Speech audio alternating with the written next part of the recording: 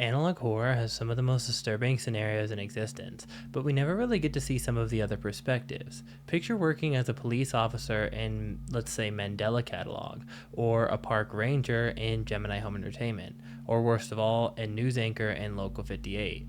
Today I'm going to be looking over a day in the life of the most dangerous jobs in analog horror. If you guys think that any of your jobs would also suck in analog horror, make sure to let me know down in the comments below. In most analog horrors, the last place you want to be is inside of a dark forest. But in the case of being a park ranger, that is essentially your entire job.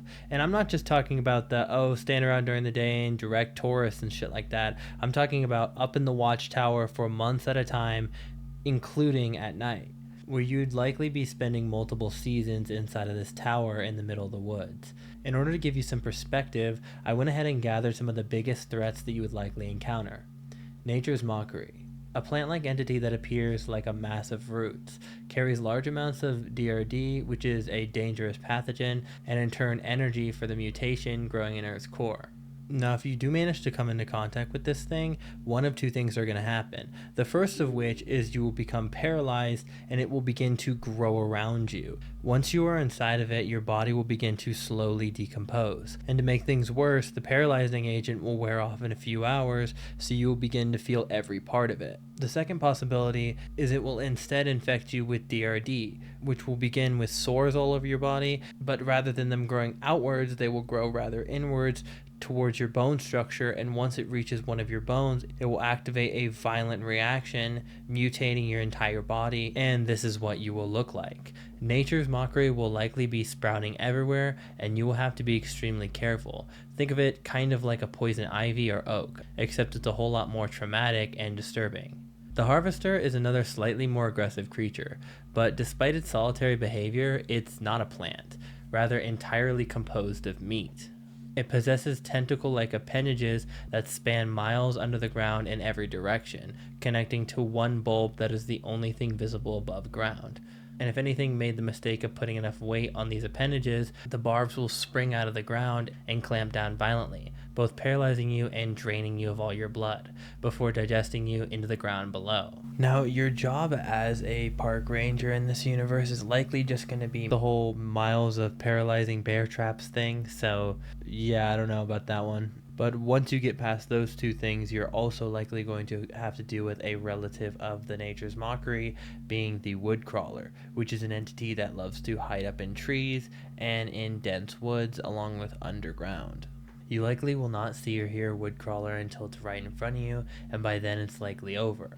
Woodcrawlers, if not just choosing to end you right away, will crawl inside of your body and use you as a puppet to lure other humans. While up in your watchtower, it is going to be crucial to identify all humans that you see around you and make sure that there isn't something unfavorable inside them. To be honest, everything that I've talked about so far would only really be a side job at best and a distraction at worst. The real threat and your primary focus would be something much, much worse. And it would include examining all the local wildlife at all times to see if they're showing signs of an unknown substance jetting out of them. If you do see signs of this, you should immediately attempt to burn it, as even if you start a huge forest fire, this thing will do way more damage than a fire ever could. But chances are it will try to assimilate you if you slip up in any way. This is an example of the phenomena called Starkill, which is essentially a parasitic cosmic virus by an extraterrestrial entity that entered Earth. It will first try to absorb animals and then move on to more intelligent life forms such as humans. If it reaches the end of its life cycle, it will likely replicate to sizes incomprehensible, taking over huge parts of states. So honestly, if you find yourself doing nothing else as a ranger, make sure that at bare minimum, you look out for Starkill. Sometimes your job doesn't have to be in the analog horror universes to be absolutely exhausting. Not to mention the mental effect watching horror content like my own can have on your sleep. But don't worry, let me help you guys out. Me personally, I suggest curing your insomnia with one of today's sponsor, Mantis Sleep's line of masks, which on top of having a premium feel and materials unmatched by other masks, they also are a guaranteed fit due to the large amount of adjustability that each mask always comes with. Me personally, I like to use the Sound Series mask in order to listen to my favorite comfort creators to offset the nightmares baked in my brain from all the research that I do for my videos. If you guys are interested in this, I have a special deal for fans of the channel where you can get 10% off your order if you use the code Mirage. That is MIRAGE. Thank you guys, and let's get back to the video. To be honest, I wouldn't blame you if the forest didn't seem so desirable anymore. However, I do have another job for you guys. Being a police officer wouldn't be so bad except for the fact that you're in Mandela County, which you could say it is a place that has been dwindling in population in the past few years, and it's thought in most to be due to the phenomena that they've been experiencing. Being an officer seems to be dangerous on its own, but here you would have to deal with essentially things that look like people but aren't. In the briefing, you would discover that Kingpin of Sorts thought to be imitating the angel Gabriel. Under him, you would have Designation 6, who specializes in analog technology and the abduction of people directly from their homes, notably hundreds of infants a couple years back. Alongside him, Designation N is another disturbing threat who is theorized to already have many people it can imitate, including other officers, so that's a fun thing to keep in the back of your mind. Oh, right, I guess I feel like I should also mention that the police station is practically abandoned, apart from the lieutenant, who I am fairly sure might live in the basement, but don't worry, he'll be helping you a lot and you'll likely be starting as his partner on calls. The police station likely is already infested with alternates, so if you see another person, no you didn't. And you should likely GTFO. Now that we've gone over the police station, let's go over the calls that you would be getting. However, to your luck, recently the Mandela County Police Department would be passing a policy that you are not allowed to help people who call reporting an alternate encounter, mostly due to the fact that it is likely going to be a trap. But that doesn't mean that you're not going to have to listen to them die over the phone, and to be honest, it might take a toll on your mental health, especially when they start sounding like your dead family members 10 seconds later. For the most part, it seems like the police department has seemed to refocus on specifically trying to take down alternates, rather than trying to help people affected by them, since like 50% of the time, like I said, it's going to be some sort of death trap, and you really don't have the manpower to be getting picked off, as there's really only 2 of you left. Now, generally, it's going to be a good rule of thumb in any sort of apocalypse, especially analog horror ones, that working in any sort of like customer service job is an absolute nightmare because of just the sheer amount of people that you deal with and just how much higher the threats would likely be. But let's say you did work somewhere like retail. How bad exactly would this affect you? The small fungus is in part a major threat to anyone working in retail especially, since as I mentioned, you see a lot of people in a day, and the small fungus spreads through the inhalation of the spores that is spewed out by infected people, with symptoms sometimes being incredibly dormant, other times forcing a disturbing smile and corrupting your behavior, completely mutating your body into whatever the hell this is. With this in mind, you could easily and honestly frequently come into contact with infected individuals or coworkers. And this could end incredibly badly, especially because you'd likely become unable to refuse them service, unless something like this was widespread enough that everyone knew about it, and in this case, you still would likely just have to carry a weapon for protection and go on business as usual. But this is a luxury you likely only see in bigger chains, and it would be much different in smaller stores, especially like convenience marts and gas stations, working late at night, where you would work alone and be in charge of dealing with encounters all by yourself. As if this wasn't disturbing enough, there is yet another pathogen known as the Tangi virus, or Tangi virus, I have no fucking clue. Regardless, it essentially puts worms inside your body and in your brain, and over time forms a sort of tumor that takes complete control over your body. The worst part of this is if you see it in customers, you can likely do nothing about it, as they will just sit there and attempt to infect you via offering you food or water with the pathogen inside. The reason you wouldn't be able to really do anything against this is if you see it in the customers, it is likely that your local government is all infected, and make sure that nobody is able to spread news that this virus even exists. This world would likely mean lots of products are infected, and you would essentially be forced to sell it to customers, knowing exactly what it would do, all while avoiding eating and drinking anything yourself. On top of this, aggressive drink water campaigns are everywhere, and it's likely your bosses will be infected and encourage drinking water at work, with the worst case being them enforcing it on you. A good majority of the water available is infected, and it's unknown what can purify it. My best guess would be treating it like converting salt water and evaporating it into another container and then waiting for it to turn back into water. Otherwise, this would likely just mean the end for you. Now, there are a lot of analog horror tropes where it's a sort of lab assistant that initially discovers the threat and then by association is then hit first by it. First, I'm going to be going over the more horrific examples from an analog horror that I just recently found out about, with you being tasked to an Arctic research lab in northern Alaska, where, of all things, scientists were tasked with making contact with an adjacent universe. There's a theory about why we haven't found life on other planets, and on why, despite our attempts, the universe seems silent to us. This dark forest theory, as it's called, is a theorized reasoning for this predicament. Think of it as if Earth was one of many hunters in a large dark forest. Not a single hunter dares to speak up or reveal their position, as it would risk alerting another person that is hostile and unpredictable to their location, or even worse, multiple. So as you can assume, this began with sending a signal out into the abyss of space, and ended surprisingly with a response stating "Hello World," before sending pictures indicating that they too are from another planet of humans similar to ours, with nature, dogs, and humans looking essentially the same. Despite this, another universe would also receive the signal, but at this time they would send back, well, less than favorable results.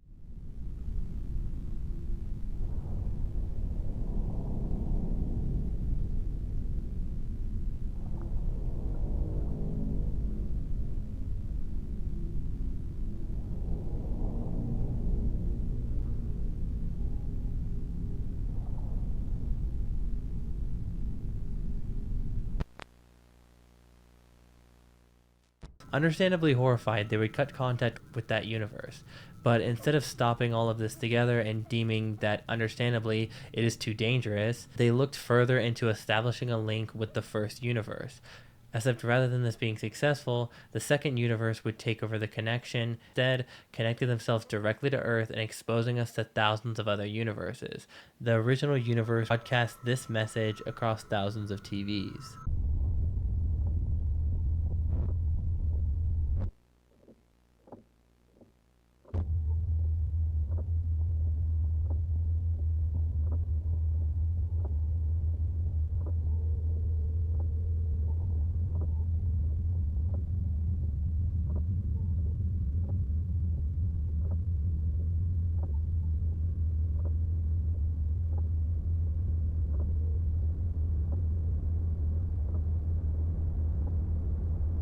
So yeah, imagine being right in front of it when all of this is happening, being at the ground zero when all of these entities just start pouring into our world. Not to mention, it was technically your work that let them all in the first place, and I don't know why you wouldn't have just blown up the frickin' device. But don't worry, you won't have to feel guilt for that long, because if the lab explosion that happened right after doesn't kill you, the entities that are coming after, they sure will. The only lab researcher that comes close to Arcadia would have to be Greylock. In Greylock, you see a massive government conspiracy with thought forms who are essentially entities that have been manifested into reality by the signature company, Simiodine USA. Simiodine consists of many labs, including the ones that had to deal with whatever was left of the dead Morelli construction crew, who were working on the lab build project in the mountain. Each one is malformed in their own way, being anywhere from extremely aggressive and attacking unprovoked, to emitting nerve gas or corrosive acid, to even pretending to be friendly and cooperative, only to kill and then eat the staff. Regardless of this danger, as a lab worker, you basically are charged with interacting with them for studying purposes no matter how dangerous they are. You would, as a lab worker, be pretty aware of everything that's going on, as you'd be the one discovering most of it. So you would know every crazy ass thing that's happening inside of this mountain, including the entity itself and all the ancient sacrificial burial ground shit, and then have to deal with the fact that your lab is now on top of all of it and you can't attempt to do anything about it, otherwise you'd be likely fired or killed. Large amounts of these lab workers would likely be meeting the same fate, but for those who didn't die yet, you would also be having to deal with the large amounts of thought forms that are roaming around the lab, as this is where most of them would be created. I also have a theory that post-construction project, I'm not really clear on whether it finished and whether this lab that's shown in this video is inside of the mountain, but if it is, that's so much worse. Having to work inside the literal mountain with this entity inside of it is just a pure nightmare. The security guard trope has long been established as one of the most dangerous jobs in horror, mostly by things like Five Nights at Freddy's. This is something we can likely all agree on. However, there are actually some places that'd be way more disturbing to be a security guard at than the FNAF office, mainly being a security guard for the Godzilla studios in Japan. Your main task here would be simple, as you only really have to make sure that the actor in the Godzilla suit doesn't kill any of the other actors. And you might be asking, wait, why the hell would this even be a problem? Well, this would go back to the original Godzilla suit incident, where at first an actor would simply grow to extremely be attached to the suit, wearing it all the time, even when at home. And while odd, this wasn't super concerning until eventually he just stopped moving mid-set. They assumed he had a medical issue and attempted to remove the suit, but what they found was horrific.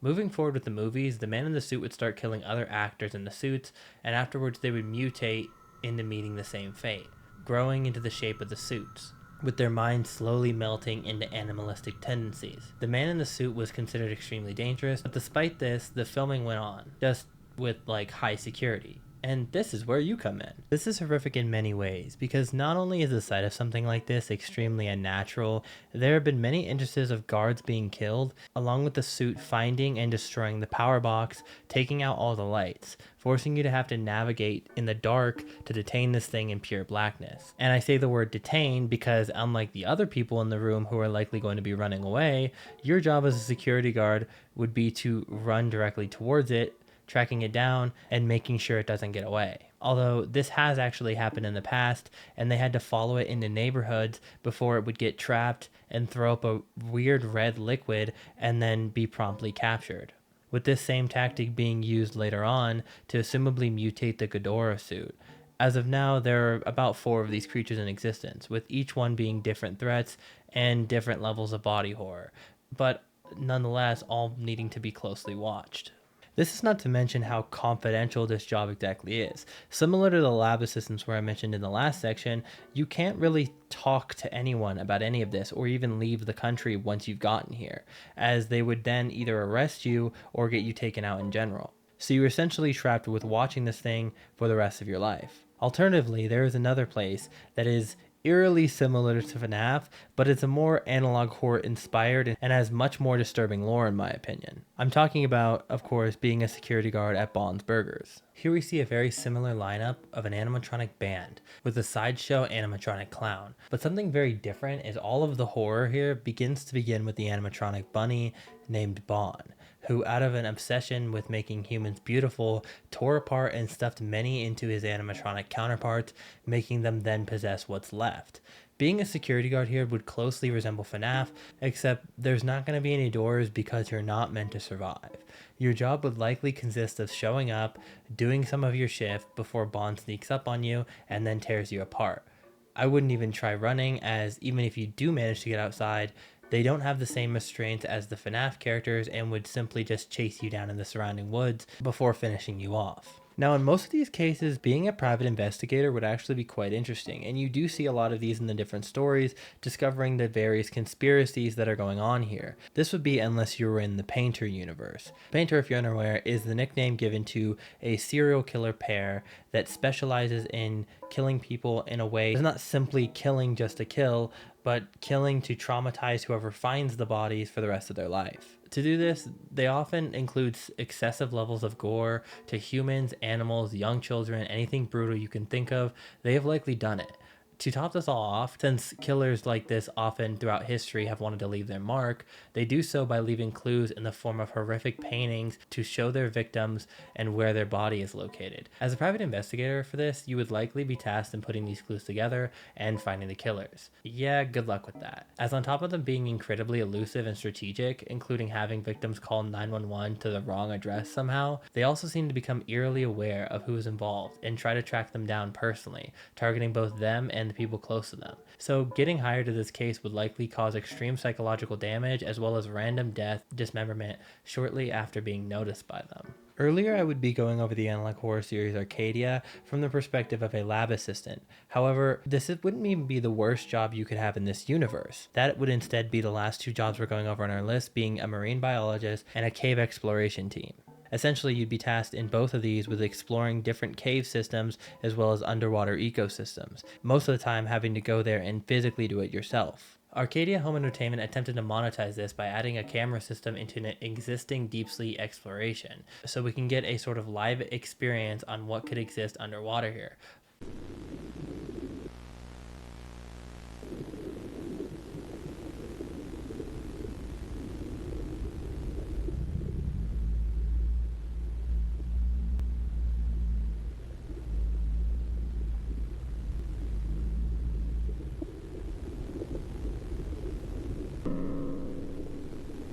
Following this discovery, you would likely have to return personally to study this supposed entity for the sake of science.